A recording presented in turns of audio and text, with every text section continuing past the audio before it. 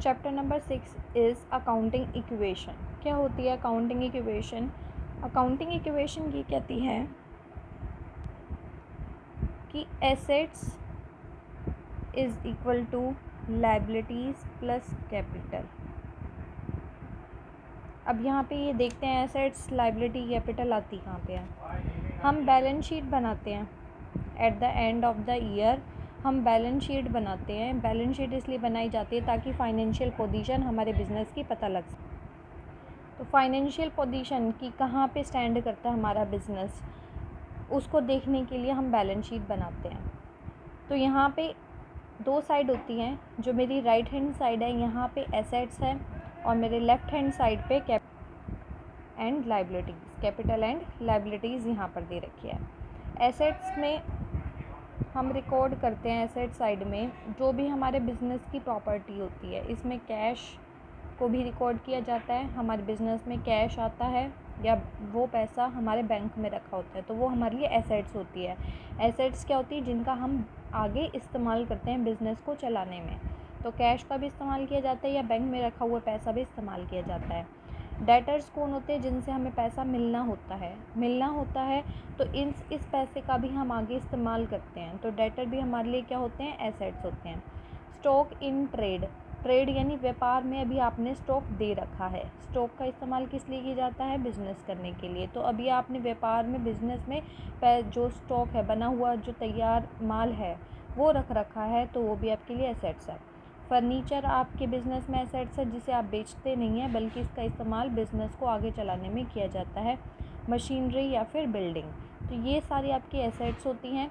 Capital और liability, capital क्या होती है? Amount invested by the proprietor. तो कैपिटल तो समझ में आ गया, ये हमारी जो प्रोप्राइटर होता है वो हमें पैसा देता है बिज़नेस स्टार्ट करने के लिए। और मैंने आपको बताया था proprietor business and businessman are two distinct entity.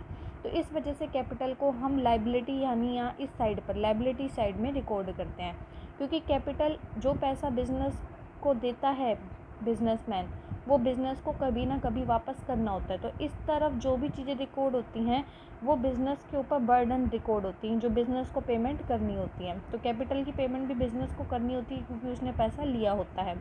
और लायबिलिटीज़ में हमारे लिए क्या है? क्रेडिटर्स। क्रेडिटर्स मतलब जिनको हमने पेमेंट करनी है, जिनसे हमने उधारी में सामान लिया है, इनकी पेमेंट भी करनी है। बैंक ओवरड्राफ्ट यानी बैंक से कुछ ज़्यादा अमाउंट में आपने पैसा निकाल रखा है। और भी बहुत सारी टर्म्स हमारे इसमें रिकॉर्ड होती है, लेकिन अभी सिर्फ मेजर मैं आपको ये समझाने की कोशिश कर रही हूँ कि ये वाली जो हमारी एसेट साइड है, यानी कि बिज़नेस में जो भी आपके पास रखा है, कैश रखा है, बिल्डिंग रखी है, डेटर्स आएंगे, और इधर से जो बर्डन है जो जाएगा हमारे लिए, कैपिटल भी जाएगा, देना पड़ेगा, कैपिटल की पेमेंट करनी पड़ेगी, क्रेडिटर्स होंगे, बैंक ओवरड्राफ्ट होंगे। तो ये हमेशा दोनों का कैलकुलेशन यहाँ पर इक्वल आएगा। हमेशा बैलेंस शीट की ये दोनों साइड्स क्या होती हैं? इक्वल होती हैं। अगर इक्वल ना आ रही हो तो इसका मतलब कुछ ना कुछ एरर है, आप कुछ लिखना भूल गए हैं। तो these both sides will be equal, इसलिए हम कहते हैं assets is equal to liabilities plus capitals. यहाँ पे हमें कैपिटल लिखने की ज़रूरत नहीं होती, सीधा एसेट्स और लायबिलिटीज़ लिख देते हैं। लेकिन यहाँ पे मैंने आपको कैपिटल एंड लायबिलिटीज़ लिख कर दिखाया है, तो इसका मतलब है कि ये वाली साइड हमेशा बराबर होगी इस साइड के। तो assets is equal to liabilities plus capital, यही आपके अकाउंटिंग इक्वेशन है। अब ये ऐसा करने का क्या मतलब होता है?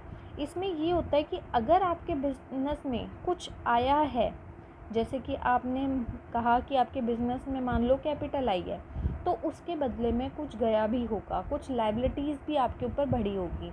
जैसे कि अगर कैपिटल आई आपके बिज़नेस में, तो आपके बिज़नेस में कैश तो आ गया, लेकिन आपके बिज़नेस में आपके ऊपर लायबिलिटी भी बढ़ गई कैपिटल के नाम से। जैसे कि हम यहाँ पे एग्ज़ाम्पल लेते हैं। Example, Gopal started business with ₹75,000 as capital. यहाँ पे यही रिकॉर्ड कर लेते हैं, assets is equal to liabilities plus capital. Gopal ने एक बिज़नेस शुरू किया 75,000 में, ठीक है। कैपिटल तो बढ़ गई 75,000 की, क्योंकि कैपिटल क्या है, amount invested by the proprietor, amount invest किया गोपाल ने तो कैपिटल तो बढ़ गई, यानी इसकी पेमेंट उसको। और बिजनेस में एसेट्स के नाम पे क्या आया होगा, एसेट्स के नाम पे आया होगा यहाँ पे कैश। कैश कितने का आया, 75,000। तो देख लो दोनों साइड में क्या हुआ, इधर भी 75,000 की कैपिटल आई और एसेट्स के नाम पे बिजनेस में कैश आया कितना, 75,000 के नाम से, क्योंकि ये 75,000 जो कैपिटल लगाई गई वो बिज़नेस यूज़ करेगा। तो कैश आया 75,000 का, कैपिटल बर्डन बढ़ा बिजनेस के ऊपर 75,000 का, जो कि इसको पेमेंट करनी पड़ेगी। ऐसे ही कुछ एग्जांपल हम करते हैं यहाँ पे। तो एग्जांपल नंबर 2 में क्या है, Gopal purchased furniture for cash. तो यहाँ पे वही अकाउंटिंग इक्वेशन लिखेंगे, assets is equal to liabilities plus capital.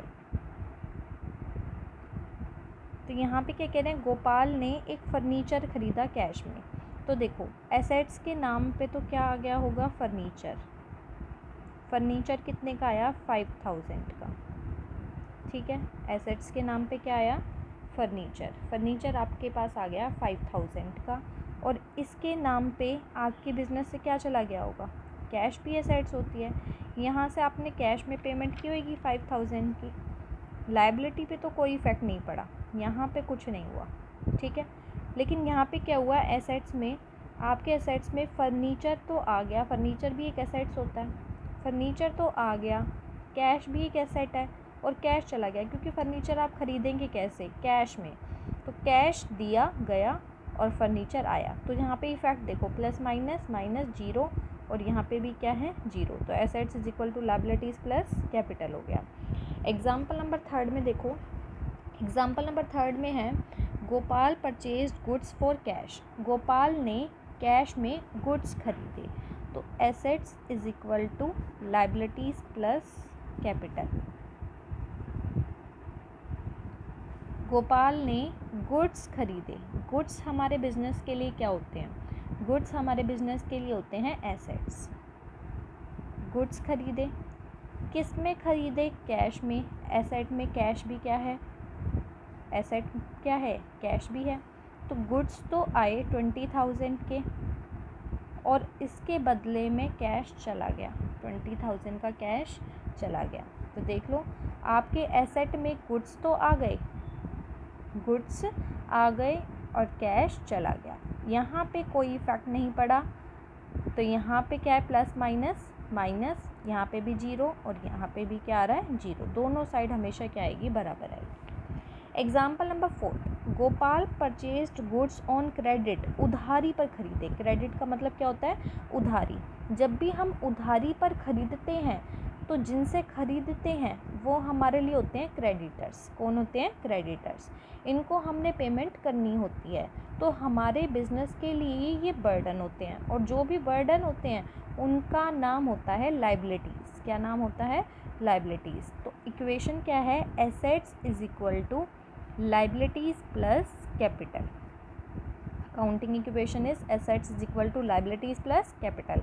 Gopal ने गुड्स खरीदे। तो आपके बिजनेस में गुड्स तो आ रहे हैं, तो एसेट्स के नाम पर क्या आ रहा है, गुड्स। गुड्स कितने के आ रहे हैं, 16,000 के। लेकिन क्रेडिट, उधारी पर, उधारी क्या होती है, लायबिलिटीज़। लायबिलिटीज़ में क्या बढ़ गए, क्रेडिटर्स। क्रेडिटर्स भी कितने के हो गए, 16,000 के। यहाँ पे कुछ नहीं है और आगे भी कुछ नहीं है, तो 16,000 बराबर है 16,000। तो आपके बिजनेस में एसेट्स के नाम से गुड्स तो आ गए, और बर्डन आपके ऊपर, यानी क्रेडिटर के नाम से बर्डन भी आपके ऊपर बढ़ गया 16,000 का। Example number 5, goods costing ₹12,000। 12,000 के जो गुड्स थे आपने बेच दिए। देखो गुड्स बेचते ही आपके बिजनेस से गुड्स तो चले जाएंगे, तो assets is equal to liabilities plus capital.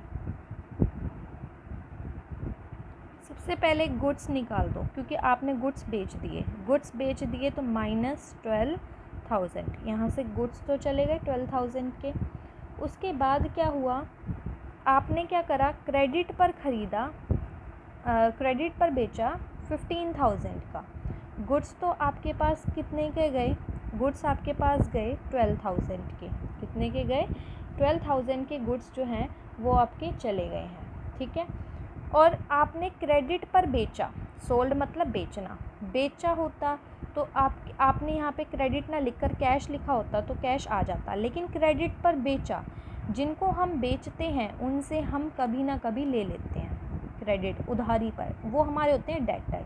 Debtor हमारे एसेट होते हैं। तो डेटर आपके कितने के हैं? अब आप कहोगे 12,000 के, नहीं, गुड्स थे तो 12,000 के, लेकिन आपने बेचे 15,000 के, तो आप 15,000 ही तो उस डेटर के नाम से चढ़ाओगे कि वो आपको 15,000 देगा। तो डेटर में कितने चढ़ गए? 15,000। अब समझ में नहीं आएगा कि हम क्या करें।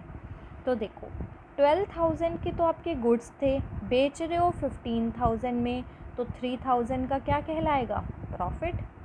3,000 का प्रॉफिट। और प्रॉफिट हमेशा कैपिटल को, बिजनेस में जो पैसा इन्वेस्ट होता है उसको क्या कर देता है? इंक्रीज़ कर देता है।